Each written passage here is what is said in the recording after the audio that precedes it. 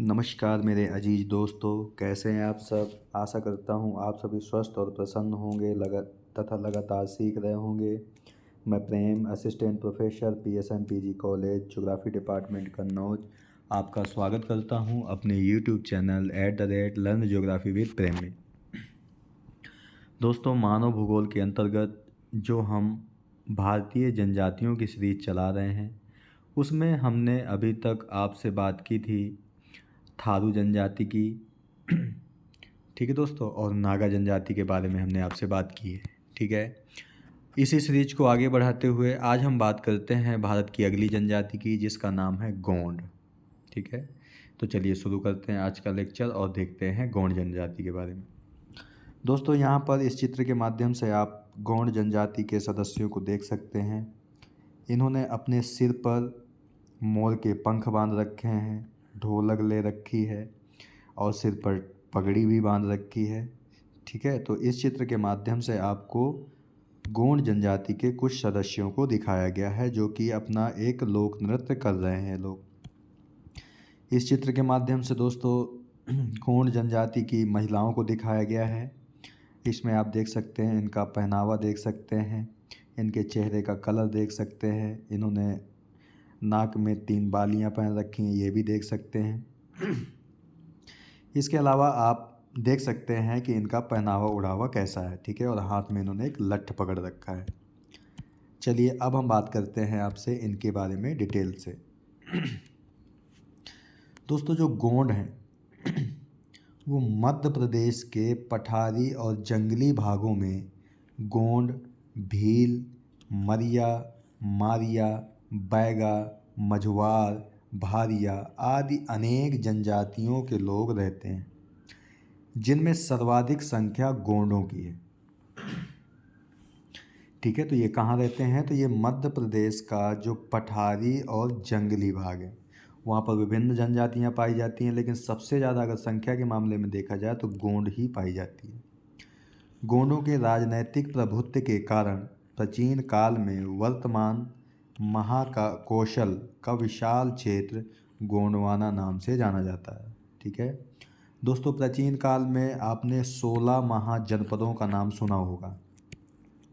ठीक है, उनमें से एक जनपद था जिसका नाम था महाकौशल। महाकौशल का ही एक क्षेत्र था जिसे गोंडवाना नाम से जाना जाता था। और क्योंकि यहाँ पर गोंड जनजाति के सदस्यों को राजनीतिक प्रभुत्व प्राप्त था। एस हिस्लाप महोदय के अनुसार गोंड या गुंड शब्द कोंड या कुंड का विकृत रूप है। यानी कि जो गोंड और गुंड शब्द है ये कोंड और कुंड शब्द से निकला हुआ है। कोंड शब्द की उत्पत्ति तेलुगु के काड़ा शब्द से हुई है। किस शब्द से? तेलुगु के काड़ा शब्द से, जिसका अर्थ होता है पर्वत। ठीक है, इस प्रकार जो गोंड है, इस प्रकार गोंड पहाड़ी निवासियों का घोतक है। यानी कि जो गोंड शब्द है वो ये बता रहा है कि पहाड़ियों में निवास करने वाले लोगों को हम गोंड कहते हैं। गोंड की उपजातियाँ, गोंडों की लगभग 1.5 दर्जन उपजातियाँ हैं। ठीक है, यानी कि जो गोंड सदस्य हैं उनकी कुछ उपजातियाँ हैं लगभग 1.5 दर्जन यानी कि 18, जिनमें राजगोंड, रघुवाल, प्रधान, पादल, ढोली, ददवे, ओझ्याल, पोटयाल, कोलाम, कोईपाल, मुदयाल, मुरिया, मारिया, परजा, गजाबा, ढाकर, भटरा, खटोलिया, हालवा आदि प्रमुख हैं। सभी उपवर्गों में राजगौड़ सर्वोच्च माने जाते हैं। यानी कि जो गौंड जनजाति की जो उपवर्ग हैं उनमें सबसे ज़्यादा जो सर्वोच्च माने जाते हैं, यानी कि जो उच्च स्थान जिन्हें प्राप्त है वो राजगौड़ है। और अधिकतर जो भूस्वामी या जमींदार होते हैं वो राजगौड़ ही होते हैं। ठीक है, तो ये भी आपको याद रखना है।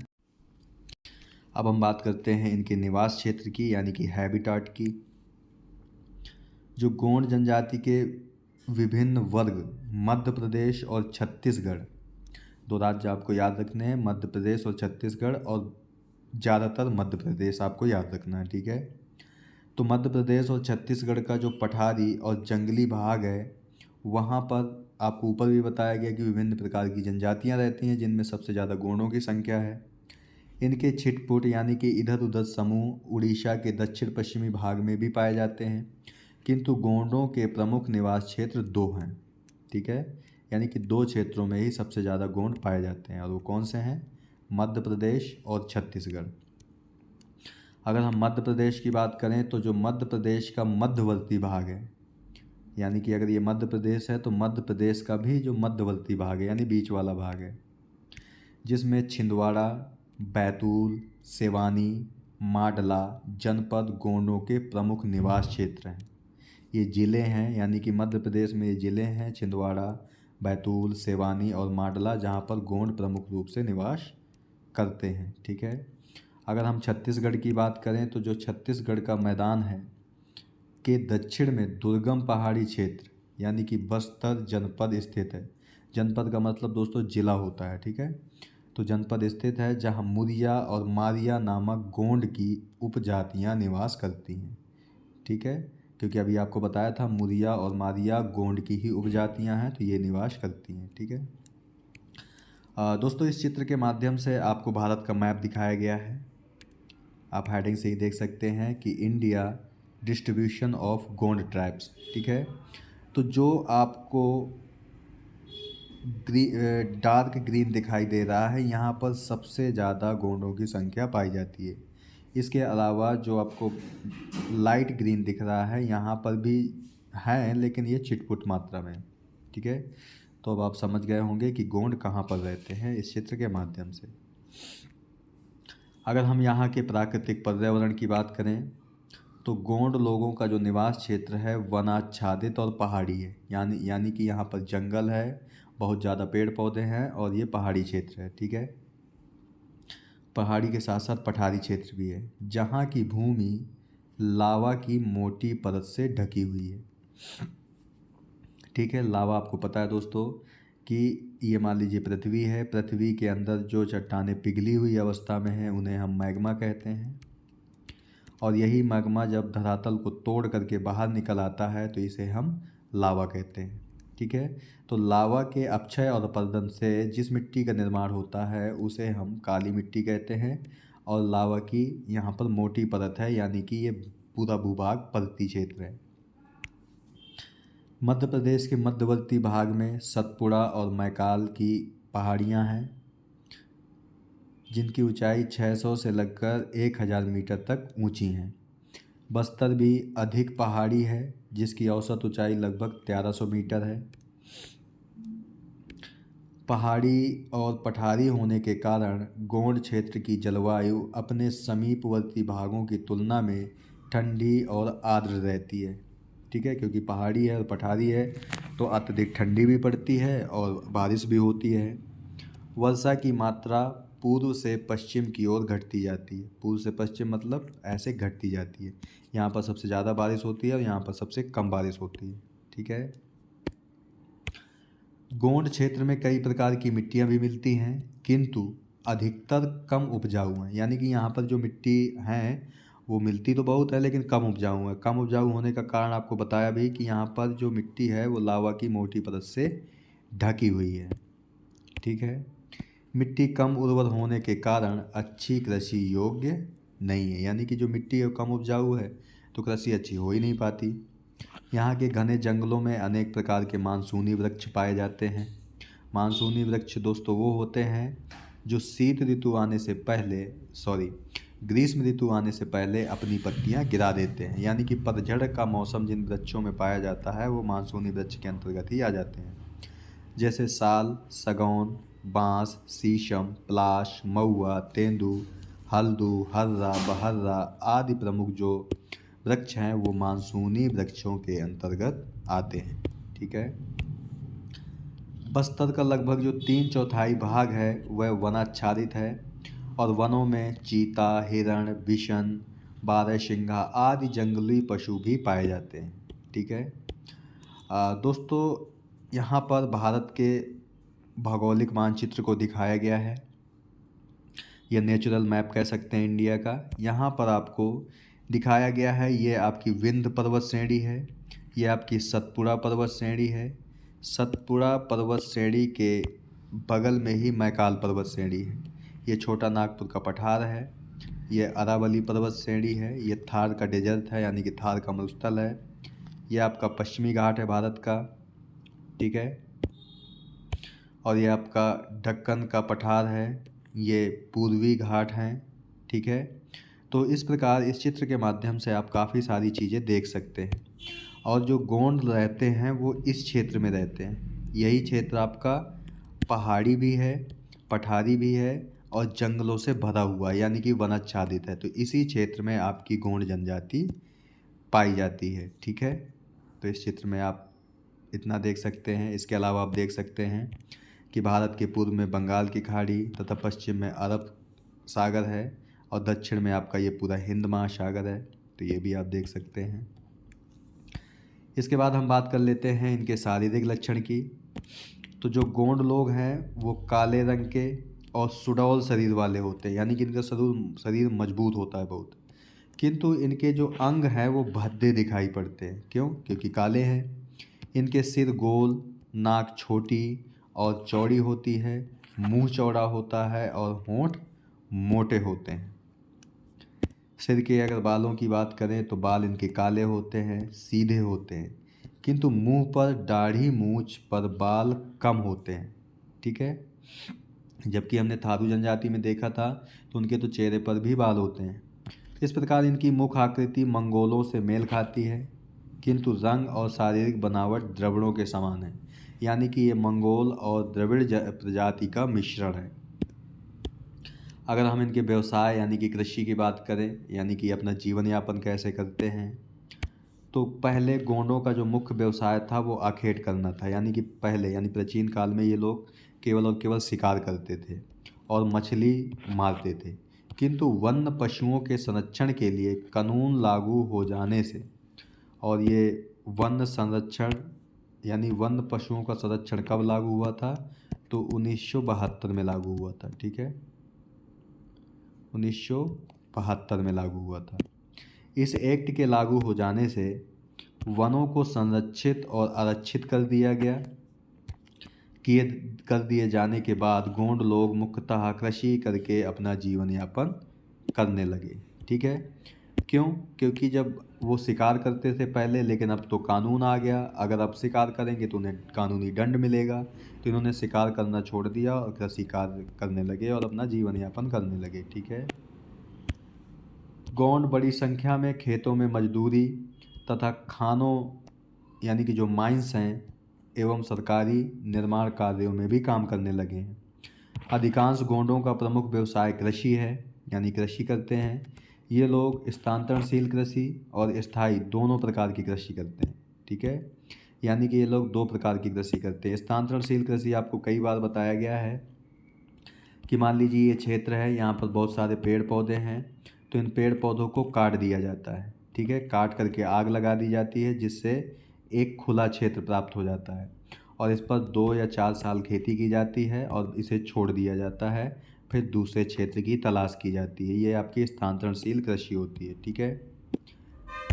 तो जो स्थानांतरणशील कृषि है उसे मध्य प्रदेश में दिप्पा कहते हैं। तो ये भी आपको याद रखना है कि मध्य प्रदेश में स्थानांतरणशील कृषि को क्या कहते हैं? तो दीपा कहते हैं। इसके अलावा जो बस्तर का पहाड़ी भाग है, वहाँ की ढालों पर सीढ़ीदार खेत बनाकर कृषि की जाती है और इसे पैंडा के नाम से जाना जाता है, ठीक है। यानी कि बस्तर की पहाड़ियों में सीढ़ीदार खेत बना करके जो कृषि की जाती है उसे पैंडा कहते हैं। गोंड लोग मुख्यतः कुछ मोटे अनाज जैसे कोदो, कुटकी, मक्का, ज्वार आदि उत्पन्न करते हैं, जो उनके भरण पोषण के लिए अपर्याप्त है। यानी कि जो वो मोटा अनाज पैदा करते हैं उससे उनका भरण पोषण नहीं हो पाता, यानी पेट नहीं भर पाता। घर के आसपास ये लोग तंबाकू, रेंड तथा कुछ साग सब्जियां भी पैदा कर लेते हैं। गोंड कृषि के साथ साथ पशुपालन भी करते हैं, क्योंकि आपको पता है कि कृषि से उनका पेट नहीं भर पाता, इसलिए वो पशुपालन भी करते हैं। और ये सूअर और मुर्गी यानी कुक्कुट पालन पर अधिक ध्यान दिया जाता है, यानी कि ये सूअर और मुर्गी अधिक पालते हैं। कुछ लोग दूध के लिए गाय भी पालते हैं। वनवासी होने के कारण ये लोग जंगलों से कई प्रकार के उपयोगी पदार्थ भी एकत्रित करते हैं, जिन्हें बाज़ार में बेचकर कुछ आय प्राप्त कर लेते हैं। ठीक है, जंगलों में जाते हैं, वहाँ पे विभिन्न सारी चीज़ों को एकत्रित करते हैं, ठीक है, और उसे ला करके मार्केट में बेच देते हैं, जिससे उनको इनकम प्राप्त हो जाती है। एकत्रित किए जाने वाली जंगली वस्तु में अगर देखा जाए तो शहद, चिरीजी, शेमल की रुई, हरसिंगार, गूलर, तिनसा, अमलतास, महुआ आदि के फल फूल और तेंदू की पत्तियां प्रमुख हैं। आपको पता है दोस्तों कि तेंदू की पत्तियों से जो आपकी बीड़ी होती है वो बनाई जाती है। ठीक है, तो तेंदू की पत्तियां काफ़ी फेमस हैं। गोंड लोग नदियों, झीलों और तालाबों से मछली भी पकड़ते हैं। केवट, कुरुख और धीमर ये जातियां हैं दोस्तों आपकी। कौन सी? केवट, कुरुख और धीमर जाति के गोंड लोगों का जीवन मुख्यतः मछली पकड़ने के व्यवसाय पर ही आधारित है। ठीक है, अगर हम भोजन की बात करें तो अभी आपको बताया कि ये कृषि भी करते हैं, पशुपालन भी करते हैं और चीज़ों को एकत्रित भी करते हैं, तो जाहिर सी बात है यही सारी चीज़ें वो खाते भी होंगे। तो जो गोंड लोगों के भोजन में चावल, मोटे अनाज जैसे मक्का, कोदो, कुटकी, ज्वार, जंगली कंदमूल, फल फूल, पशुओं के मांस और मछलियाँ आदि ही मुख्य हैं। ठीक है, प्रायः जो सभी गोंड हैं वो गोमांस नहीं खाते, यानी गाय का मांस नहीं खाते। इसी प्रकार अधिकांश वर्गों में किसी एक पशु की मांस वर्जित होती है। यानी अभी आपको बताया कि गोंड की कई सारी उपजातियां हैं या उपवर्ग हैं, तो अलग अलग उपवर्ग जो हैं उन्होंने एक पशु के मांस को वर्जित कर रखा है कि आप ये नहीं खाएंगे। ठीक है, लेकिन सभी जो गोंड हैं वो गोमांस यानी गाय का मांस नहीं खाते। निम्न स्तर के माने जाने वाले धुर गोंड प्रायः सब प्रकार के मांस, यहाँ तक कि छिपकली, सांप, बिल्ली, श्रृंगार आदि के मांस भी खा जाते हैं। कौन से गोंड? धुर गोंड। ठीक है, सामान्यतः सभी वर्ग के गोंडों में पत्ते पर भोजन करने की परंपरा है। ये लोग महुआ चावल की बनाई गई शराब पीते हैं, जिनका प्रयोग उत्सवों के अवसर पर सर्वाधिक किया जाता है। ठीक है, यानी कि महुआ और चावल से जो शराब बनाई जाती है उसका प्रयोग ये खूब करते हैं, पीते हैं जब कोई उत्सव होता है, जैसे शादी समारोह, बच्चे का जन्म आदि अवसरों पर ये खूब शराब पीते हैं। इसके बाद है कि वस्त्र एवं आभूषण क्या है इनके। तो गोंड कम वस्त्र पहनते हैं और इनमें सूती वस्त्र का प्रचलन अधिक है। पुरुष धोती और स्त्रियां साड़ी पहनती हैं। स्त्रियां नकली मोती, मूंगा, लोहा, पीतल आदि गहने भी पहनती हैं। ठीक है, जो युवतियां होती हैं यानी कि जो लड़कियां हैं वो सिर के बालों में फूल लगाती हैं। अभी आपको ऊपर चित्र में भी दिखाया था। ठीक है, तो वो फूल लगा के खड़ी थी। इनमें बचपन में ही हाथ, मुंह, जांघ आदि अंगों पर गुदवाना यानी गुदना गुदवाने की प्रथा है। यानी कि हाथों और मुंहों पर ये खूब गुदना गुदवाती हैं बचपन से ही। ठीक है, और जो गोदने का काम है वो प्रधान या ढोल्या जाति के लोग करते हैं। प्रधान या ढोल्या जाति के। स्त्री पुरुष दोनों ही बांस के कंधे का प्रयोग करते हैं। ठीक है, अगर इनके गृह और आवास की बात की जाए तो गोंड लोग स्थानीय रूप से उपलब्ध गृह निर्माण सामग्रियों से ही अपने घर बनाते हैं। यानी स्थानीय रूप से जो चीज़ें उपलब्ध हैं उन्हीं से ये घर बनाते हैं। ये लोग झोपड़ियाँ बनाते हैं जिसमें लकड़ी, बांस, मिट्टी और घास फूस का प्रयोग होता है। झोपड़ी लकड़ी और बांस के खंभों पर टिकाई जाती है और दीवारें बांस तथा मजबूत लंबी घासों से बनाई जाती है। और इतना करने के बाद ऊपर मिट्टी का लेप कर दिया जाता है। गोंडों के गांव छोटे छोटे होते हैं। गोंड के घर के 3 भाग होते हैं: रसोई कक्ष, शयन कक्ष यानी सोने वाला कक्ष, और अन्नगार यानी कि जहाँ पर वो अपनी खाद्य सामग्री को रखते हैं। तो इनके घर के 3 भाग होते हैं। अगर हम उपकरण और अस्त्र शस्त्र की बात करें तो गोंड लोग कृषि कार्य के लिए पुराने ढंग के औजार जैसे हल, कुदाल, खुरपी, हंसिया आदि का प्रयोग करते हैं। पशुओं के शिकार के लिए ये धनुष बाण, कुल्हाड़ी, बांस, डंडे का प्रयोग भी करते हैं। घर से बाहर जाते समय गोंड प्रायः अपने साथ धनुष बाण रखते हैं। ठीक है, यानी कि ये धनुष बाण के काफ़ी प्रेमी होते हैं। इसके बाद अगर हम सामाजिक संगठन की बात करें तो जो गोंड हैं, गोंडों में जातीय स्तर पर श्रम विभाजन पाया जाता है। जातीय स्तर का मतलब दोस्तों है कि किस जाति के जो लोग हैं वो कौन सा काम करेंगे। जातीय आधार पर श्रम का विभाजन है। गोंड समाज पूर्ण संगठित नहीं है। इनमें जो राजगोंड हैं उनका सर्वोच्च स्थान है। यानी कि ये जो होते हैं राजगोंड, ये जमींदार टाइप के होते हैं जो खेती करते हैं और समाज के अगुवा भी होते हैं। अगर धुरगोंडों की बात करें तो ये कृषक हैं, किंतु वे भूस्वामी नहीं होते। यानी किसानी तो करते हैं धुरगोंड, लेकिन खेतों के मालिक नहीं होते, यानी भूस्वामी नहीं होते। जबकि राजगोंड भूस्वामी और जमींदार होते हैं। यानी कि राजगोंड जो लोग हैं वो अपनी ज़मीन पर धुरगोंडों से कृषि कार्य करवाते हैं। इनमें लोहार, धसिया, चरवाहा, ओझा आदि सेवी जातियाँ, यानी सेवी नहीं दोस्तों, सभी जातियाँ दोस्तों सेवी जातियाँ ही है ये, यानी कि सेवा करने वाली जो जातियाँ सर्विस कास्ट है, जो राजगोंड और कृषकों की सेवा करती हैं ये। ठीक है, गोंडों में समानतः एक विवाह की प्रथा है, किंतु धनी व्यक्ति या राजगोंड एक से अधिक विवाह भी करते हैं। इनमें विवाह की कई प्रथाएं प्रचलित हैं। सामान्यतः जो वर पक्ष वाले ही लड़की को ढूंढते हैं। कोलाम गोंड, यानी ये भी एक उपजाति है गोंड की। कोलाम गोंड की प्रथा के अनुसार लड़का लड़की को उसके घर से बलपूर्वक ले जाता है और विवाह करता है।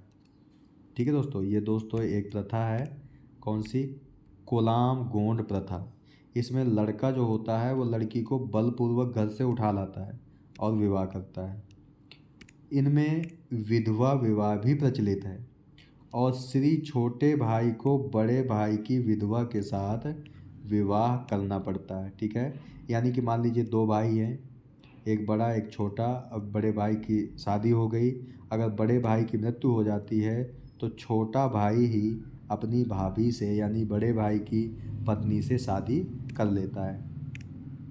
गोंडों के गांव में अविवाहित युवक तथा युवतियों के लिए अलग झोपड़ी होती है, जिसे घोटालू कहते हैं। तो ये भी आपको याद रखना है कि गोंडों में जो युवक और यानी अविवाहित युवक और युवतियां हैं उनकी एक अलग झोपड़ी होती है, जिसे घोटालू कहते हैं। ठीक है, विवाह से पहले युवक युवतियां इस घोटालू में स्वच्छंदता पूर्वक मिलते रहते हैं। विवाह लड़का और लड़की की सहमति से होता है। स्पष्ट है कि गोंड समुदाय यौन संबंध और विवाह के मामले में अधिक उदार है। ठीक है, गोंडों में मृतक स्त्री पुरुष को दफनाने की प्रथा है, किंतु राजगोंड तथा कुछ अन्य उच्च वर्ग के गोंड मृतक पुरुष को जलाते भी हैं। ठीक है, जलाते भी हैं, किंतु सभी वर्गों की स्त्रियां दफनाई ही जाती हैं। यानी कि गोंडों में जो स्त्रियां हैं वो दफनाई जाती हैं, जलाया नहीं जाता। कब्र जो है वो उत्तर दक्षिण दिशा में होती है, जिसमें सिर को दक्षिण और पैर उत्तर की ओर रखा जाता है। इसका कारण है कि उनका विश्वास है कि मरने के बाद व्यक्ति अपने आराध्य देवों के पास जाता है जो उत्तर में रहते हैं। ठीक है, इसलिए सिर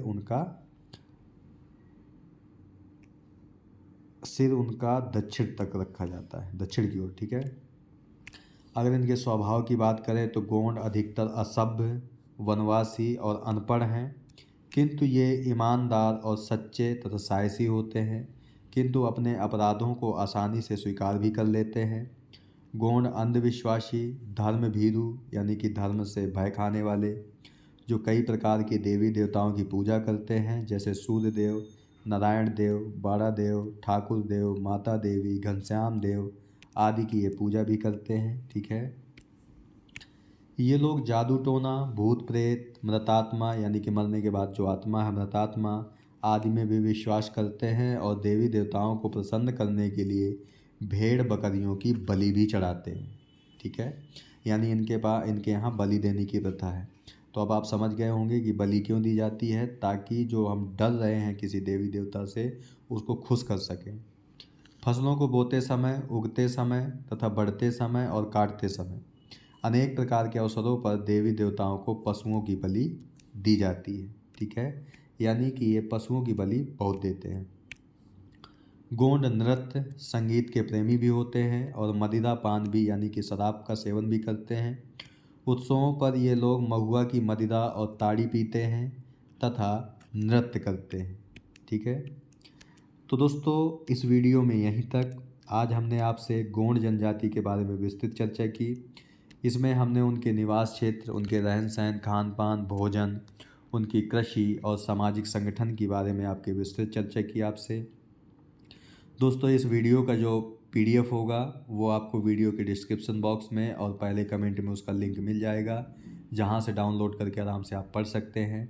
तो मिलते हैं आपसे नेक्स्ट वीडियो में एक नई भारतीय जनजाति के साथ।